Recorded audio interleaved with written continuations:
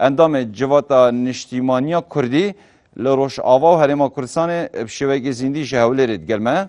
کاک جدعان بدمت باش دمت باش سرچاوا افل بجاتنا چند شرعیت بخوفت بینن اما اموك انجمان اجتماعية كردي تشرعيات تيدا نابينن راستية تيدا نابينن انجام جيجي توقع ناكن قو تشتكي جي دربشي جبر فيه كي ام دبينن برياري بوي قاسم مظن وقريداي بمصير ملت كردفا كردستان سوريا دباب ملت كرد بتفايب تفقر خويا سياسي ایگو خودبینه نونر ملت خوا گرکه به هفرا رونن و گفتگوی بکن و بگهنه بریار نباش جبو بگهنه انجام نباش جروجا گو او ریوبری هاتی دامزراندن جقیبل پارتیا پیاده و ابو نزیکی 4 ساله چه بو حتانی نها انجام گوجه درکتنا و برچاو خلکینا وقال لك روحانية تشتي خراب وانجام بيت تشتي قال لك خراب دفري كردي دا جهاتنا درچون يك جي آلية جواكي دا جواكا كردي نما يجهفكتيا دسبيك يج عائلة كردي يك صدين نوط نهج عائلة كردي كردستان سوريا دا جهف بوية سيچار پارچا هناك اختياري كالي برمرنه مانا الهندروي سوريا هناك الكردستان عراقنا هناك لتركيانا هناك الاوروبانا هناك دريادنا بري خود الدن بازداني او كرنا روشا ابوريدا فقيري هزاري بإيش وبيكار بيكاري البرجعو خيايا فئاتك هيا دفي واري دواري ابوريدا و ای بازرگانی د بسرکتنا بونه وکا گروپکی مستفید د حالا گو ریفبری به ریف دبی برنگ آبوری بس لاینگری پیاده ایگو مستفیدن ایگو بازرگانی دکن او تکن وکی دی اغلبیه ملت د فقیریه و د هجاریه د درباس دبی د آلیه او آلیگر کاک جدعان او آلیگر کی نوید داماجه بگیری؟ آلیگری بس پیاده حزب پیاده و ای گوجیر الچپکا ددن دبیجن اری وکی دی ملت مد فقیریه و دهجاریه را درباس دبی دور پیچگیریه ملت ما روشا سیاسی خرابه روشا سیاسی کسی چالکوان کسی روشنبیر کسی دراگهاندن دکار دکن ایش دکن سرکردن پارتین سیاسی اید انجمان اجتماعیه کردی و لاینگری و همه یاند زندان دنا یاند بن ضغط و فشار دنا بارگه احزاب پارتین کردی ای انجمن اجتماعیه کردی همه قپات کرنه و قدخیا جواتک سیاسی ای پارتین سیاسی قدخیا هگر ببینن بس نمونه که اجوار بیجم بیچلو قدخه کرنه مثلا بری چند روزه که 27 و 8 ماه درباس بوی السليمانيه جواتك راوشكاري تشيبو دقوتن كونغري نتوا كرد كونغري نتوي اي كرد دعوة آنين كوميتك جي بيادج آلية بيادي وتفدمي هاتن وخوندنك آنين انجمانا كرديرا مالا قولي جوات کرنا مالا قولي جوين بو جوات کرنا پشتی كوميتا تفدمي درچويا هاتنا ایریش گرتنا اسایش پیاده و لشکری وینا ایریشی سر وی مالی کرنا گوتنا چرا جواد مالاتا دا چی بویا اوه نمونه دوا برید سه چار روژا پارتیا وحده لعفرین لراجو اگر تو بمزیدت روم بکی مرماتا چیش وی نموناتا بحث کری؟ اد بیجم ديمقراطيات تنايا اد بیجم ریوبری بيك آلي بيك تفكيري بيك راماني بريفا دبي وكا شاغك جبكك بفيرنجي ايجو بياوا بكي ايجو وكوا بيجي جيرا مجال هيا جو جوارا الشبكة دي او جي نبي هاو بشو شريكي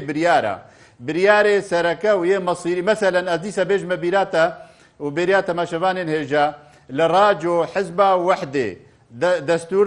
ورگرتیا جپیده العفرینه و برخصت کاردکه خو پیشاندانک دجی ترکیا ایگو هریشی دبر عفرینه دکه آن کانتونا عفرینه دکه خو پیشاندانک چه کرنا لراجو تأییدش پیاده را و رشکرن و شرمزار کرنا ایریش کرنا و تعدا گو ترکیا العفرینه دکه آلا رنگین بلند کرنا لاینگری و هوالی وای پارتیه هاتنا او آلا رنگین قدخه کرنا قبول نکرنا گو یک آلا رنگین دخو پیشاندانه ده و پارتی که مهلت ورگرتی جوانا بله کاک جدعان یعنی تواری هل بجارتنا ده هات یا را گهاندن که همی پیکاتین روش آواد پشکداری هل بجارتنا بن دل دست پیک آفران خواه ماشه پیکر کنن چرنه این ده پشکدار بند وان هل بجارتنا ده یا نه اما ام وکا انجمانا نشتمانیا کردی هگر امن شریک بریاره بن هگر امن حیثیات بریاره زانبن چیه و توقیتاوی مناسبه و فێدا قەدیا کوردی و ملەتێ کورد تێدا هەیە ئەم هیچ نێزیکی وانە نابن و قبول ئەم سەرخوا قبول ناکەن ئەو ئالیە خۆ تەنێ بە بریارە دەستێنن ئەم دەبێژن بریارە وان ئێگۆ ستاندنە ئان ئەقالیم چێکردنە سێ ئەقلیم چێکردنە جزیرە و شەهبایە و فوراتە و عەفرینە ئەv ڕەنگێ گۆ چێکردنە مەزنکردنە تشتێکی ناڤەرۆکا وێدا نتوا كرد و داخوازي كردا تيدا تنيا هر مظن دكن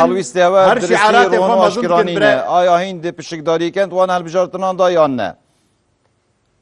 ام پشکدار نابند و واج برگو ام نشریک بریارنا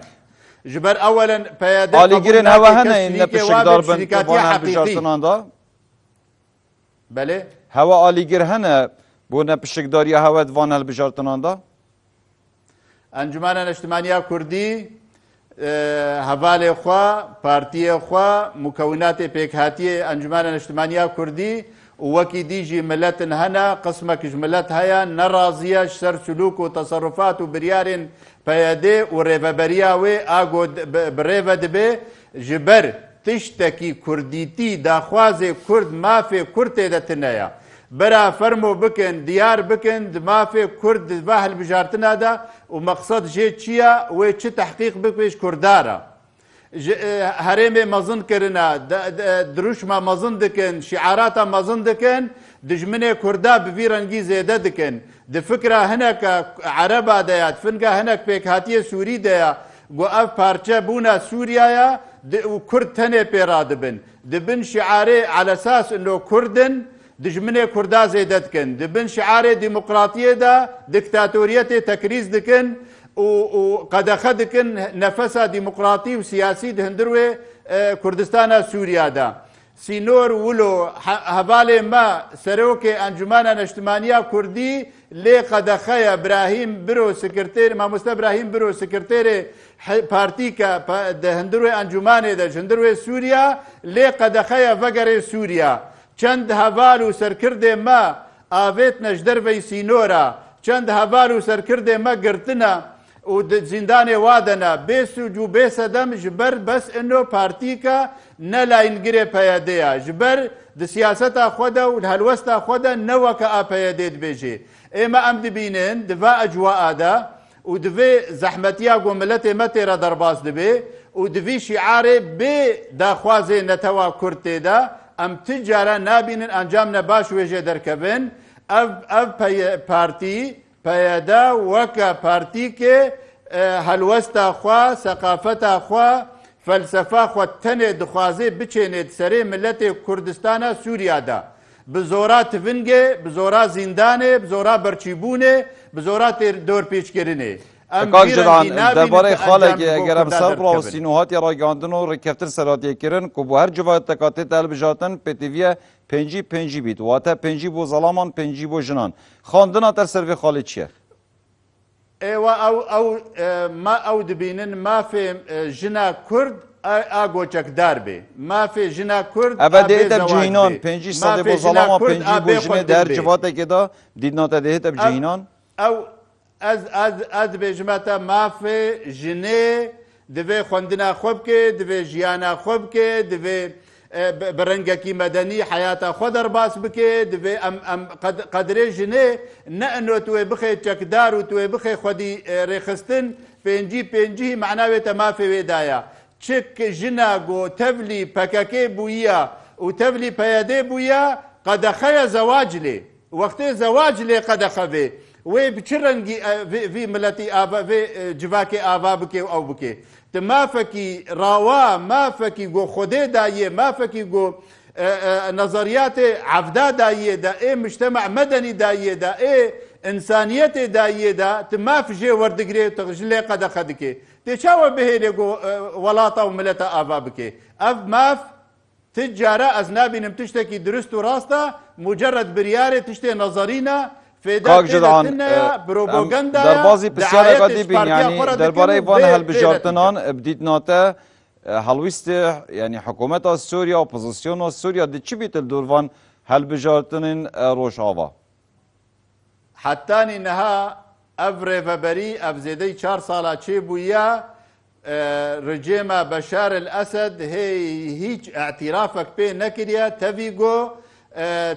توافقك دناف وي ورجيما بشار ده هيا دفرين كردي باستلام وتسليم جورقرتن رجيما بشار الاسد وج مخابراتي وي وسلطاتي وينا يك في شك نهت يتقاندن يك شورش روجك شورش شي نبويا باستلام وتسليم رجيما بشار استلام كرنا موقف تبلي ولو حمتش لقور بروجا بشار الأسد دفرا كردي دمشي اي محمد طلب هلال بروجا ويا خراب آت ستينات هذا قوشي كري شاوى دفرا كردي فالا بكي شاوى ديموغرافيا كردي جغرافيا كردي بوغهاري ديموغرافيا يعني بوغهاري دعرد خاكا كردستانا سوريا دا شاوى واغشيم بكي شاوى بخوندن بكي شاوى جواكيش هفدو بكي شاوى دجمناتيت نابوادا چيكي آنها پياده ويرنگي پيكتيني دفر كردي حمه بونا وكا بروجا مشروع محمد طلب هلال ضابطي سيء الصيت ايجو بعسي وكفنا دومايك بسيار كاك جدعان تقلق بحثي بيادي كرو تبحثي رجيم سوري جيكر يعني دومايك بسيار بيواندين بيادي قال رجيم سوري این چه کار تکر ناوید بینن سر تاگ کرد ولاتی کرد ال روشاوای کردستانه اما از انا بجم هگر ام دناف دبانا ما شر و جنگ برجيما بشار كربانا تفاهمات سياسي هبن بس سر چه تفاهمات هبن سر ما في كرد تثبيت ببن دي پیش روجا سوريا دا ترتيبار سوريا نودا ناوي فيدرالية شمال سوريا چه تشتي كرداتي ده هيا ند ناوي ويدا ند نافروكا ويدا اما ام دبينن هگر ريكفتن دناف واو رجيما بشار ده چه بوبانا سر تثبيتا ما في كرد ده پیش روجه ده سوريا نودا ام جي نابين تشتكي خراب و اف واردت سياسة ده مروب هر كسي اتفاق و تفاهمات بكي بس انجام هبه تثبيتا ما في ملت خواه برئيس جدعان يوسف انضم جوات المجتمعي نجبو ما في الاخوة الشعوب والامة الديمقراطية جاولري قالك سپاس بو بشكداريات قلبه بوليس فيدرال